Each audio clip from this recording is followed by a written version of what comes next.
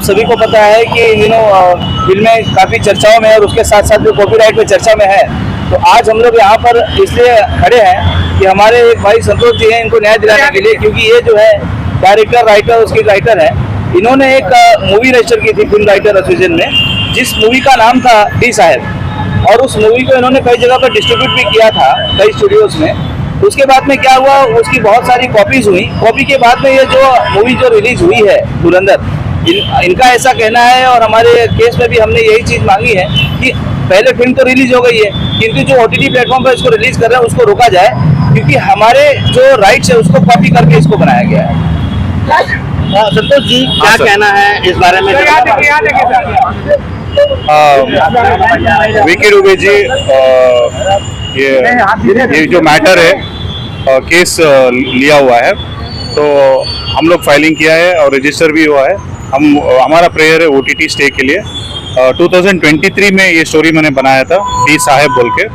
ये screen writer association में मैं रजिस्टर किया था, और प्रोड्यूसर एसोसिएशन इम्पा में मैं टाइटल और बैनर भी रजिस्टर किया था। जो भी फॉर्मेलिटीज़ था मैं किया था 2023 में, और स्टोरीज बहुत सारे कंपनीज को नरेट किया था, सारा सर्कुलेट हुआ था। तो फाइनली ये story Dhurandhar the revenge movie में रिप्रोड्यूस किया हुआ था। तो यही मेरा स्टोरी का क्लेम है। आपका कहना है कि आपका जो डी साहब की स्टोरी है वो धुरंधर मूवी में कॉपी की गई, चुराई गई, उसको रिप्रोड्यूस किया हुआ है। मेरा स्टोरी जो था उसको रिप्रोड्यूस करके उन लोग स्टोरी बनाया है। तो बहुत सारे मतलब कंप्लीट स्टोरी बोल सकते हैं। राइटर एसोसिएशन भी क्लेम किया है इसको? यस, ये सारा अथॉरिटीज को मैंने कंप्लेंट किया। स्क्रीन राइटर एसोसिएशन में, इम्पा में, सब अथॉरिटीज में मेरा कंप्लेंट है। इन प्रोडक्शन हाउसों को आपने दिया था अपनी स्टोरी? अपनी स्टोरी को मैंने टी सीरीज, धर्मा कोलैब मैनेजमेंट, जियो स्टूडियोज। दुबे जी, आप कई और फिल्मों के लिए लड़ चुके हैं। इसके पहले भी एक चर्च भगनानी मैटर आपका चर्चित था, उसके बाद अभी ये धुरंधर का आया हुआ है, क्या कहना है? मेरा सिर्फ ये कहना है कि भाई जिसका जो अधिकार है उसे वो मिलना चाहिए। अब जिस केस के बारे में आप बात करेंगे तो इसमें भी हमने मान ली जो न्यायालय है उसके अंतर्गत हमने भी चीटिंग और क्रिमिनल की भी कंप्लेंट की हुई है। जो मामला अभी इस समय न्यायालय देख रहा है, जिसके अंदर ऑलरेडी नोटिस इशू करने के लिए तारीख दी हुई है।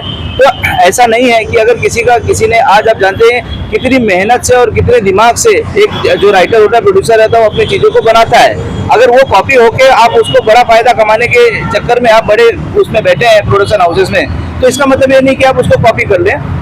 इसका जो अधिकार है वो मिलना चाहिए। और हमने आज मान ली यहाँ पर 17 और जो सिविल न्यायालय है डिनोसी में, यहाँ पर OTT प्लेटफॉर्म को हमने स्टे करने के लिए आज ये प्रोड्यूस किया हुआ है। सर, एज ए लॉयर आप क्या कहेंगे, क्या एक्शन हो सकते हैं? जी, एज ए लॉयर मैं सिर्फ यही कहूँगा कि हमें जो स्टेप्स लेने थे वो हमने ले लिए। हमने एक सिविल सूट दाखिल किया है, जिसके अंतर्गत हमने स्टे के लिए रिक्वेस्ट की है OTT प्लेटफॉर्म पर। हालांकि पहले जो मूवी रिलीज होकर मुनाफा कमा चुकी है उसमें भी हम अपना अधिकार मांगेंगे, और जो भी OTT प्लेटफॉर्म पे कम से कम इसको रोका जाए, क्योंकि ये रिप्रोड्यूस है। इनके जो आप डी साहब जो मूवी की बात कर रहे हैं, उसका जो आप देखेंगे जो रिटन स्क्रिप्ट है वो तो फिल्म एकदम हूबहू मिलती है इस फिल्म से जो धुरंधर है। तो माननीय न्यायालय इस चीज़ का संज्ञान लेगा, और माननीय न्यायालय इस पर क्या प्रतिक्रिया करता है वो माननीय न्यायालय, क्योंकि कल भी मामला था ये, तो कल माननीय न्यायालय ने बाकी जो लोग रह गए थे जिनको सर्व करने के लिए, जो नहीं आए थे कोर्ट में, 4-5 पार्टीज आई थी, 3-4 लोग नहीं आए थे, तो आज वो आने वाले हैं। तो आज इस पर एक अड़िग सुनवाई होने वाली है, फिर माननीय न्यायालय अपना फैसला सुनाएगा इसके ऊपर। तो जी, क्या कुछ कहना चाहेंगे? आपने इसके पहले भी पार्टी को, सामने वाली पार्टी को अपने सिंधी चोर कहा था, उसके बाद मामला धूल पड़ रहा था, सामने वाली पार्टी ने भी केस किया था। अब किस तरह से मामला है, क्या आप प्रॉपर जा रहे हैं? हाँ, लास्ट टाइम डिफामेशन केस डाला था मेरे ऊपर, एक स्टेटमेंट को लेके। मैं तो स्टोरी क्लेम कर रहा था, सिर्फ वो श्योर बोल के कुछ वर्ड यूज किया बोल के मेरे ऊपर डिफामेशन डाला था। उसको मैं लड़ा कोर्ट में और उसको डिस्पोज भी करवाया। और बाकी है ना, मैं जो भी बात करता हूँ उन लोग बोलते हैं डिफेम, लेकिन उन लोग मेरे ऊपर बहुत डिफेम करते हैं। हम लोग नोटिस दिया संतोष कुमार को, हमको केस किया संतोष कुमार के ऊपर, संतोष कुमार अपोलॉजी किया, ये सब उन लोग पब्लिक में बात करते हैं। जब मैंने कुछ बात करते तो उन लोग को लगता है डिफॉर्मेशन, वो सही नहीं है। जो भी है, मेरे को लगता है कानून के सामने कोई बड़ा नहीं है, कोई छोटा नहीं है। जो सच्चाई बाहर आना चाहिए। I am a very ethical writer and from 12 साल से मैं इंडस्ट्री में हूँ। मेरा सारा खानदान भी फिल्म इंडस्ट्री में हम गलत काम नहीं करते, जो सच्चाई है वो बाहर आना चाहिए सर।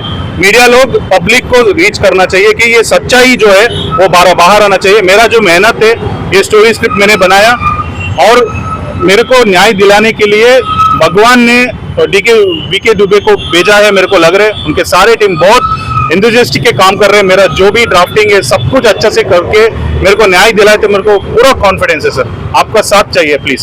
देखिए सर, क्या कुछ कहना चाहेंगे, मामला किस हद तक कहाँ तक पहुंचा है और लीगली आप लोग जा रहे हैं, ये मामला कितना सेंसिटिव और इससे कितना बवाल हो सकता है? देखिए, आज भी इस देश में अगर कुछ होता है गलत, तो एक आम व्यक्ति है उसका जो है वो सिर्फ न्यायालय पर भरोसा रखता है। तो हमें माननीय न्यायालय पर पूरा भरोसा है और न्यायिक प्रक्रिया के तहत हमने जो एक चीटिंग का केस कर रहा था वो ऑलरेडी हमने माननीय अंधेरी न्यायालय में फाइल किया हुआ है। वो भी माननीय न्यायालय उसकी सुनवाई जल्द करेगा।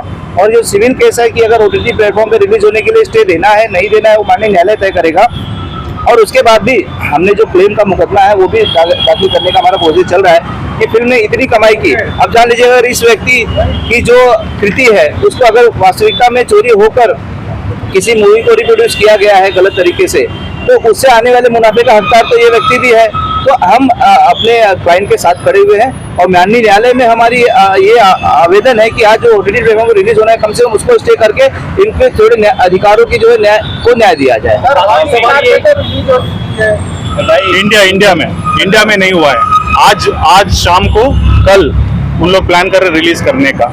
लास्ट सवाल ये कि प्रोपेगेंडा फिल्म के तौर पर इसे लिया गया, आपने खुद कहा था कि प्रोपेगेंडा फिल्म नहीं होती तो से छोड़ के समाप्ति कर देता, उस बारे में क्या कहते हैं?